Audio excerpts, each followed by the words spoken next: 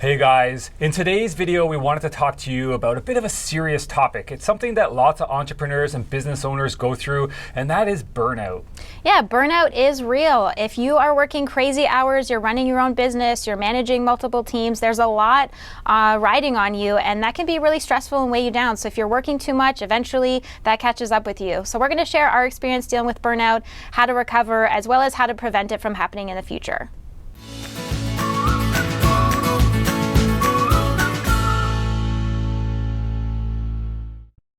I'm Christy. And I'm Mike, and welcome back to our channel where we love to share tactical tips and best practices to help you level up your small business. So if you're interested in taking your small business to the next level, make sure you hit the subscribe button so you get more videos like this, and be sure to check out the show notes. I'll include a link to a blog post we did about our top 20 lessons learned in 20 years of being in business, and one of those is how to deal with burnout. So let's talk about burnout. How do you know when you are burnt out? Burnout, I think, tends to creep up on you, but when you're really in the deep grips of burnout, there's some telltale signs, at least for me, when I'm there. I know when I start feeling a lot of anxiety or I'm starting to have panic attacks, especially in the morning when I'm thinking about going into the office or trying to sleep. I'm having a hard time. I just can't seem to settle my mind, or just generally feeling a bit depressed. And the thought of going into the office becomes a chore, which is really unusual for me because I love getting into the office and getting to work.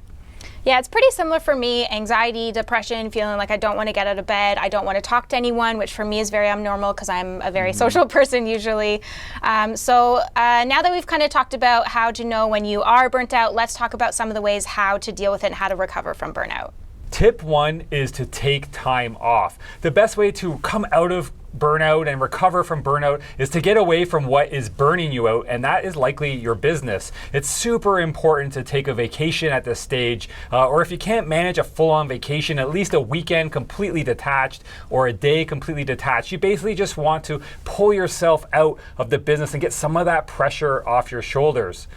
Yeah, and I know that you're probably thinking like, I can't take a vacation. The whole reason I'm burnt out is because I've got all this stuff to do and I've got way too much stuff to do. But I think what you have to do is ask yourself, what's more important, this stuff that you're working on right now or your mental health? Because burnout isn't going to go away on its own. And eventually, if you keep on this track and you don't take a vacation, you don't take that time out for yourself, your work is going to suffer. Like, really think what's more important, and I think at the end of the day your mental health is a lot more important. Yeah, because if you don't fix that, then your business is definitely going to suffer. If you're so burnt out that you're having a hard time actually being productive anyway, why not take some time off and get away? You're not being as effective in the business as you could be if you were fresh and not having that sort of dark cloud of burnout hanging over top of you. Absolutely. And even if it gets to a point where it's like, I've got all these projects, all these clients waiting for stuff, tell your clients, hey, I have a personal emergency. Even if it's just a day away, you need to take that time to separate and kind of like regain your focus and get some mental clarity back.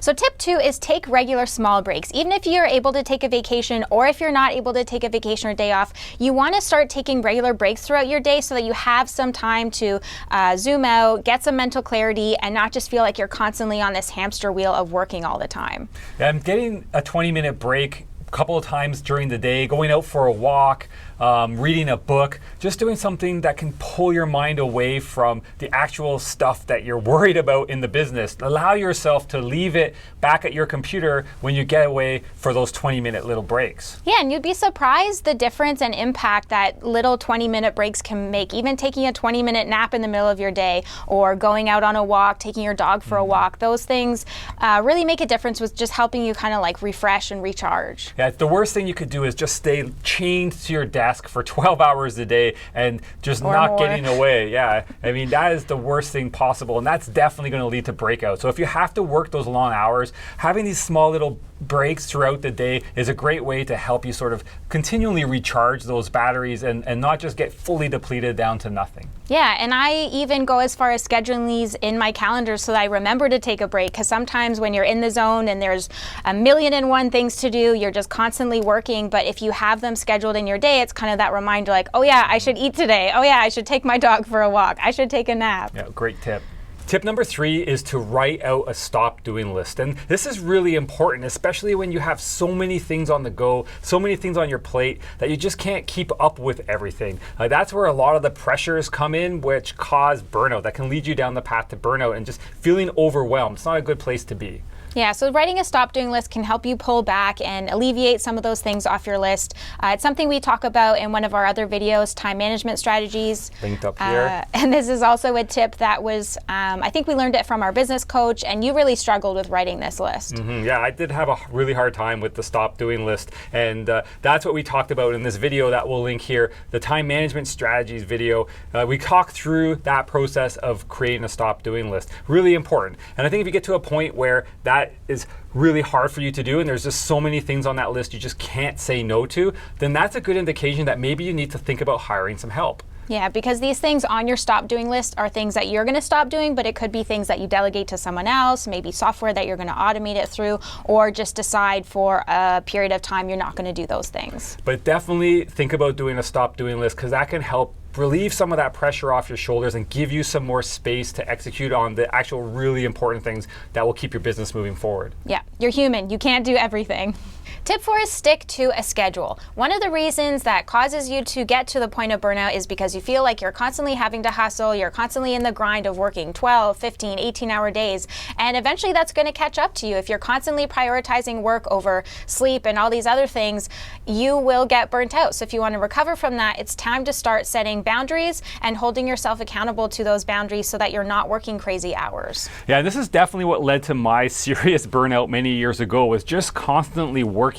I worked 7 days a week, 16-hour days most of the time, and I never even considered that that was going to be a problem. And at the time, I was enjoying it. I loved it. I loved working on our software product, and I thought I was invincible. I thought that burnout was what happened to sissies, but it actually happened to me. It led to me just going completely the opposite direction and not being able to be effective.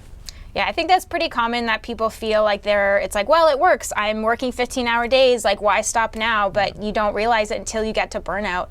And one of the tips that I use for holding myself accountable and setting those boundaries, because I'm a workaholic and I'm really prone to constantly working and getting to burnout. So the tip I use is to set a reminder or an alarm. So if I say I'm only going to work until 7 o'clock tonight, I set that alarm. It just kind of reminds me and pulls me out of it, so I'm not just going to constantly keep working and then get burnt out. Yeah, so if you fall into that trap where you are really enjoying your work and you just want to work all the time and you don't think that's a problem, think about maybe just giving yourself a little bit of time away. You don't want to fall into the trap that I did. So consider using Christy's trick, setting an alarm and close down the laptop once or twice a week early. Tip 5 is to schedule time for people and hobbies. And this is a great tactic to help you come out of burnout, because it forces you to step away from the business and do something else. And doing something else will distract you from all the pressures that are mounting in the business. So spending some time with friends and family, having some conversations, going to a movie, or working on some hobbies are great ways to give your mind a break from what's going on in the day-to-day. Yeah, it can't always be about the hustle and the grind. It's great if you are prioritizing your business and doing a lot of stuff, but eventually it gets to a point where it's like, what's the point in being your own boss if you don't have that flexibility to enjoy the things and that you love doing and really live instead of just constantly working? Yeah, I think one of the mottos more of us should live by is that we want to work to live. We don't live to work. And I think too many of us fall into that second camp, is that we just get to become slaves to the business, and that's not a great place to be. That's definitely going to lead down the path to burnout. Yeah, so one of the tips I learned from one of our Daylite customers to help have more work-life balance is color coding your calendar. So for example, she has all of her work appointments as pink and personal appointments are blue. So when she looks at her week, if it's all pink, that's her trigger. Okay, I should schedule a date night with my husband, or schedule a coffee with a friend. So that way it's not all work. You have to have that work-life balance, and you have to be deliberate about scheduling that stuff into your schedule. Otherwise, there's not time for it. Yeah, one of the things that I like to do is actually plan out my weekends. And this is something that I've been doing more recently to prevent myself from getting into burnout, but setting some plans on the weekend, just sitting down with my wife at the end of a weekend and thinking about the next one, make sure that I'm setting time aside to do that. It also gives me something to look forward to as I am going through the grind of the week and trying to devote as much time as possible during the week on the business. I have something to look forward to on the weekend. So it is a great tactic as well to force yourself to step away from the business and do something else. So we've talked about strategies to recover from burnout. Now let's talk about how to prevent getting to burnout in the first place. Surprise, surprise, the tips are the same. You just want to be proactive about it. Make sure you have regular vacations, breaks. You're holding yourself to a schedule so you're not working a million hours a day, because that's just not realistic. You're managing work-life balance by having time for friends, family, things that you love doing. Those things are so important to make sure that you're avoiding burnout from happening. And if you are struggling with burnout or you're struggling with depression and these tips or other tactics you've heard about aren't helping, we would definitely recommend that you get professional help. Go talk to somebody that is trained to help bring people out of this state. A counselor or a therapist is a great resource, and you should go out and find one. Yeah, for me personally, dealing with depression and anxiety, going to see a therapist was really helpful. I feel like people don't talk about it enough. They're maybe ashamed, or they feel like, I don't know, they're not worthy to go do that, but it's definitely worth it. It's made world of a difference for me. I'm now way better at identifying those signs before they happen. So definitely, if that's where you are in your life, please go seek professional help. So that's the video for you guys today. We hope you enjoyed it. We hope that these tactics and tips were helpful for you, maybe help you get out of some burnout or prevent it in the first place. And please share your stories down in the comments below. We'd love to hear about ways that you've come out of burnout or how you prevent burnout. What are some telltale signs that you've identified that tip you off that you might be going down that path? And make sure you hit the subscribe button so you get more videos like this. Check out the show notes for that blog post on top 20 lessons learned in 20 years of business, where we talk about burnout. And be sure to follow us on all the social channels.